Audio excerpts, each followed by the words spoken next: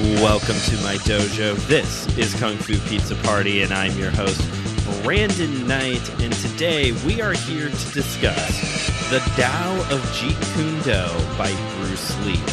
Here on Kung Fu Pizza Party, I seek to deliver high-flying action in 30 minutes or less and serve up some wisdom one slice at a time. And my guest here today has had a bit of a rough time with that whole 30 minutes or less stipulation, but he's locked in. Right. He's locked in for today's episode, and he is the Anazao Ministries Podcast Network's resident Christian Taoist, Joshua Noel. Josh, welcome back to the dojo. Good to be here. The thing I think that I do most cringy at work, just to drive the kids crazy, you talk about getting locked in. I always tell them to get guacked in, and they hate me for it. Because, we're going to Mexican restaurant. We sell guac. Yeah. I mean, the fact that that's not on a T-shirt somewhere yet, that actually makes a lot of sense. Get guacked in, yeah. But we have other things to talk about. We do have other things to talk about. So, at some point in the not-too-distant future, I would like to have you on again for a Drunken Fist happy hour to discuss Christian Taoism like as a whole. Just kind of really sink our teeth into it, because I know we're not going to be able to get all into it today, but also Taoism itself does come into play a lot within the martial art world. So it seems like an appropriate thing for us to discuss at a later point. One thing, if I understand correctly, about Taoism from the little that I do know, is that there's not really a central holy book like the Bible or the Quran, other than y'all do read Tao Te Ching at some point. Is that correct? Is that like the starting point, essentially? Yeah, it's hard because part of the whole thing is not having structure or form and kind of like being water, go with the flow kind of thing. So it's like you should read the Tao Te Ching. But if someone says, read the Tao Te Ching, it's like the whole Jedi thing of like, there are no absolutes and that's an absolute. And, it's a little weird. Gotcha. Okay. That is such a cool formless form to be in, of like, yeah, you should. It's like you should at some point, but there's like no gatekeeping. If to use maybe a nerd term, there's like not like a gatekeeping of, if you have never read it, then you can't be a real Taoist. Is that a true statement? Yeah. I mean, yeah, I struggle with a lot of it because I'm like, am I a real Taoist? What does it mean to be a real Taoist? And I think is like when it's all about like formlessness and everything, it's hard to be like, are you, does it count? Does it not count? Like, it's not like the same thing as like within Christianity. Yes. So one thing, I wrote down that I think you get a lot out of this book and like Taoism in general. But I think one of the distinctions it makes is, are you in love with truth, or are you in love with the form that once pointed to truth? So like sometimes, you found something that helped you get truth and you stay stuck on that form that helped you get truth once. When sometimes maybe you need to be a little adaptable. Maybe that form doesn't work in every situation. Maybe, whatever it is, whether it be martial arts, studying, whatever. I think of The Last Jedi, Star Wars movie that I really like, that Will hates, and I'm sorry, Will. I'm actually on your side on this one. Yes. But one of the things I love is when Yoda's like, it's not about the books. Of course, caveat is he knew the books weren't actually in the temple when he destroyed it. But I think that's sort of a lot at the heart of Taoism. A lot of Star Wars is at the heart of Taoism, but I think that is a lot of the heart of it is like, it's not about the books. The books might have helped you get truth once, and that's good. It's about the truth, not the books. If that makes sense.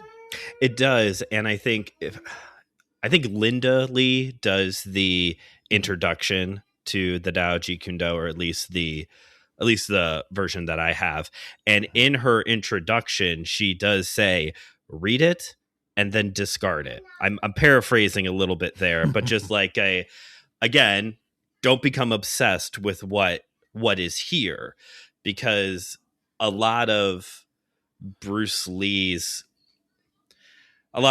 philosophy within the martial arts and in life in general was take what is useful, discard the rest. So if there is aspects of the Tao of Jeet Kune that helps you train to think deeply about the martial arts and about life, that's good, but you shouldn't be like religiously defined yourself to this box of the Tao of Jeet Kune for your training.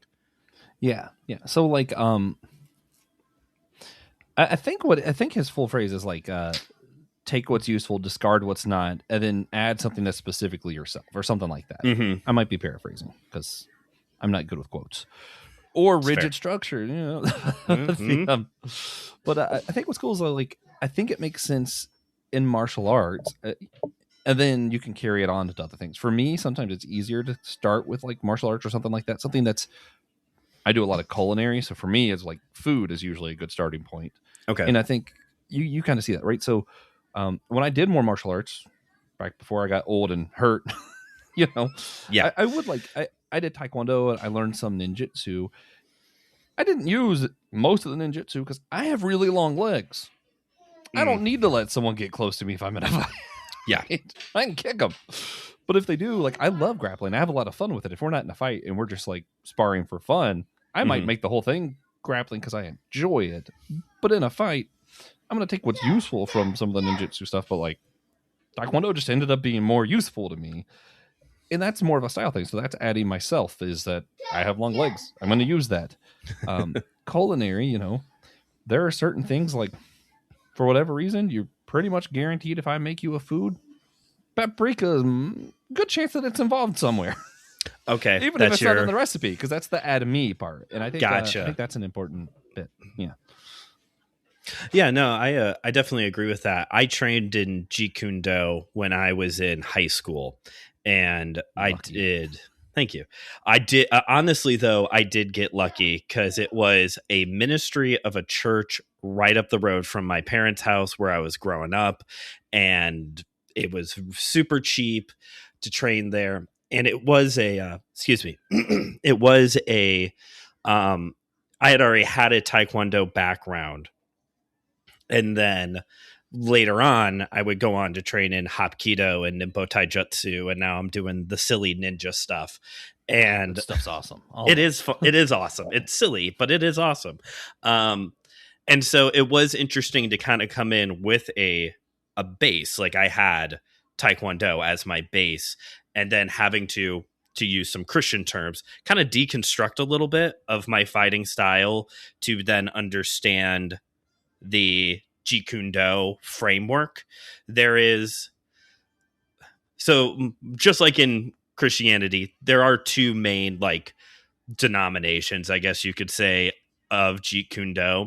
And they both agree that there is a framework. There is a certain set of moves and approaches and philosophy that if you are going to do Jeet Kune Do and you don't learn how to do the lead stance like how Bruce Lee teaches, then you're probably not actually like training in Jeet Kune Do.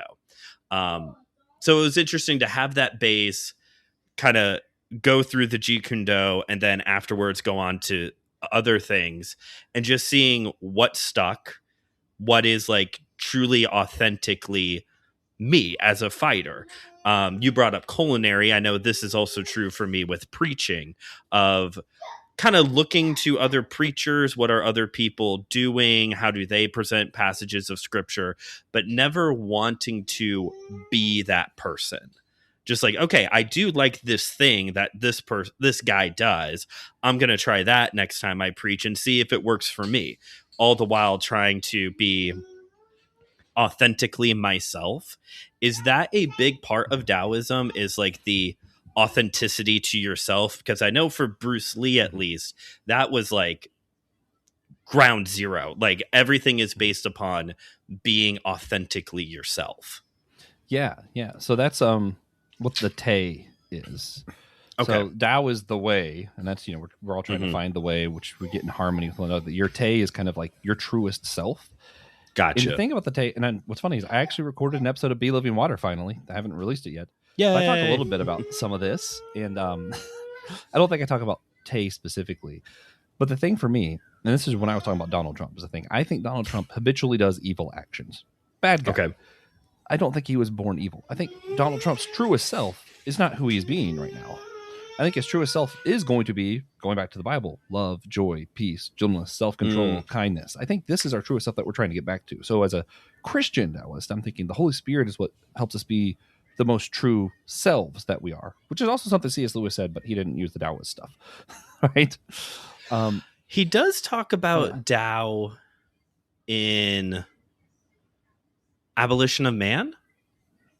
There is a place where C.S. Lewis does talk about the Tao. I don't think it is necessarily the same as how we would understand your the self Tao. is in Christ, but I don't. Yes, I don't think it's necessarily the same way that I shouldn't say that you would use the term, but it is somewhere, and it also makes me wonder. We're getting off on a C.S. Lewis tangent. I'll bring us back in a second. That's so shocking. Right. Big surprise. It does make me wonder where he would have come across this concept. Yeah. It must have been when he was... Got to be harder. Even pre-social media, the martial arts scene, I'm sure isn't really a thing for him. I'm sure the martial arts scene isn't really a thing for him. And so it must have come from the wartime. I'm assuming it must have come during the wartime period when he was like overseas. Bringing it back to Bruce Lee for a second. Bringing it back to Bruce Lee for a second. You had never read this book, correct? This was like your first time. Not until last year. Okay. So just as a book, please take a moment and tell us what you thought of it structurally speaking. What did you think of the Tao of Jeet Kune? I know you're not supposed to care about structure. I'm kidding. But just tell us a little bit about your thoughts on the book itself. I was really shocked. It read a lot more like the Tao Te Ching, but like a more modern version, I guess. Because it's just kind of a lot of proverbs, or at least in the first section, a lot of almost just proverbs, like just sayings and stuff to like meditate or think on, I guess. I think it gets more in the practical stuff later on, but all of it's practical depending on how you use it. But it was just really interesting. Like if you read the proverbs in the Bible, it kind of felt a little bit like that, I guess. So structurally, I just thought it was interesting because I was going, he's going to teach us about fighting and then relate that back to, like the preacher structure. Like we're going to start with this, see how we all get on the same page. Then we'll do a practical action. Then we'll talk about how it affects your life afterwards. And instead, it's just we're starting with these proverbs and then thinking about this way of thinking and how does that translate into martial arts and other stuff. And that was kind of interesting. I like that. Yeah, if I remember correctly, from the structure standpoint, the book was more so constructed after he had passed, and it was just kind of like going through his notes and trying to put some kind of cohesive thing together. Mm-hmm. The belief is that this was not that he was never going to release this book, but that this was not going to be the final form of the book. Like this would be an ever evolving, the philosophy and the fighting techniques would be like an ever evolving thing, because like one side of Jeet Kune Do in the like I said, there's kind of like two, you could think of them as like denominations. One of the denominations of Jeet Kune Do like has added a lot of grappling into the framework because sweet grappling's great. Yeah, it is. And at just the fun. Time, Brazilian Jiu-Jitsu was nowhere near the popularity that it is now. It was still very niche. We're talking the 60s here. So 60s, early 70s. So now if you are going to train in the martial arts, it's kind of this expectation that you're going to be able to grapple, that you're going to be able to roll, So it is interesting to think about like how, because Bruce Lee did die young, how Bruce Lee would have evolved his Mhm. philosophy, the fighting system within Jeet Kune Do as the world changed. You know, you have grappling. He has this whole big, you know, he's really influenced by fencing, especially within the footwork It is aspect. cool. Yeah. It is really cool. I love that. I've always wanted to learn how to fence. But as far as I know, he was never familiar with Savate, which is a French kickboxing style that also takes a lot of its footwork from fencing. So I would be interested. I've always wanted to train in Savate. It's hard to find some of these more niche martial arts in small town Indiana. I imagine. Yeah. Yeah, but it would be interested to see like how if Bruce Lee would have been familiar with Savate, how that would have if it would have made an impact on the on Yeah. his thinking Or towards got movement. included in the, yeah. Yeah. Yeah. Yeah. That makes sense. I think too, it made a lot of sense actually. Wasn't what I expected. Probably wouldn't have been how I did it, but it made a lot of sense that like the proverb philosophy stuff came ahead of the other stuff, I think. Okay. Especially because I don't remember if he talks about it or not, but it's like a Taoist thing that he very much is using, called the Wu Wei. Have you heard of Wu Wei? That sounds familiar. Yeah. Yeah. So it's the idea is effortless action. So like you're doing stuff that doesn't go against who you are, go against the flow, you know, what it is. Like vinegar should be bitter, sweet should be sweet. Sometimes we just Okay. let things be what they are. Effortless action is like what comes most natural to you in your fighting style, you know, whatever else, that kind of thing. Sure. The thing I think of, again, having to go back to cooking, when you train somebody, this is when you actually do like form. If I'm training somebody at my restaurant, I'm going through proper knife techniques. I'm going through how we wash everything, you know, all the little things, like exactly how it should be done to the T. There is no art. It is all structure. Gotcha. As you go, and once you've known how to do everything the right way, that's when you start going, well, wait a minute. What comes more natural to me? The way I hold a knife? It's not how I train anybody how to hold a knife. You shouldn't hold a knife the way that I hold a knife. I keep my thumb up. But I do it because it's more natural for me, and I get it done quicker. I get the job done quicker. It feels more natural. My hands don't hurt as much. It ends up better for me. But I couldn't do that unless I knew the right way, if that makes sense. Because if I just started doing it that way, I probably would be doing it a way that would hurt my hands really bad. But because I know the right way, I'm able to tweak it a little bit to be more comfortable for me. So I think that's kind of what Wu Wei is about. And I think that you see that in the philosophy, but I think it really comes through when he starts talking about the fighting styles and stuff too. Yeah, I don't remember him using that phrase. Wu Wei, is that how you say that? That's how I'm saying it. And if we say it confident, just like Bible names, it'll be correct. Right. But I do think he does use the vinegar should be bitter kind of thing, you know. And there is a place for, I think there is a place depending on the certain like the skill that you are learning. If you're learning a skill, following the form, following the recommended structure, I think is a good way to get started. That's what I talk about with preaching is like, you're going to learn how to, you know, when you take a preaching class, you're going to learn the 3-point outlining structure thing that all Baptist preachers still use.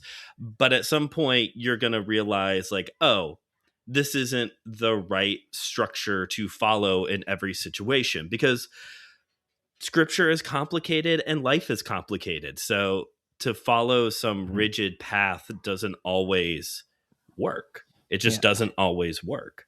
Yeah. What will shock people, the same thing ends up being true to a different degree in like science and stuff. When I went to school, I never passed Chem 101, but I signed up to the next class quick enough that no one noticed till after I was done with like organic 2. And it's because Chem 1, they straight up teach you stuff that just isn't true. But it's what makes the most sense at the time. But then as you learn more, you're like, oh, okay, that's why that stuff didn't make sense to me because it's not correct. But I still have to be able to say that stuff. And I still haven't passed Chem 1. I can't explain it to you guys. I just somehow my brain's like, no, I know that's wrong. That's so funny. But even like if you go to like different labs, they're going to use different. I'm trying to think of the word, not enzyme stuff that makes the catalyst. They're going to use different catalysts for their reactions. They're going to use different things to do their experiments, and one's not necessarily better than the other. People just have different flavors, even in science. Like there's still a lot more structure to science because there has to be, Sure. but there's always going to be a little bit of this woo way, a little bit of like figuring out who you are and doing it a way that's more natural to you, even in the sciences. I'm going to tag on real quick to the whole deconstruction thing in Christianity. I think this is what bothers me. One, I like the deconstruction thing. I probably did it. It was before I knew what the term deconstruction was, right? Yeah. I like people who do the deconstruction, then reconstruction. Lecrae's album Reconstruction is actually pretty good. I like the idea of take what's useful, leave what's not. So I actually like the church is teaching you kind of basics. Here's what we believe. Then once you get to a certain age, I kind of wish there was a whole program. Like you get to 16 and now, hey, let's question literally everything we've taught you. And let's see what's actually beneficial to you from all of this. What part of this doesn't make sense to you or is actually hindering your spiritual relationships, and rework it for yourself. Like I actually think that's an important thing that everybody probably should do anyway. But a lot of people do the deconstruction and just do away with all of it. And I'm like, actually, if it's useful to you, maybe don't do away with it just because you don't like some of it. Yeah.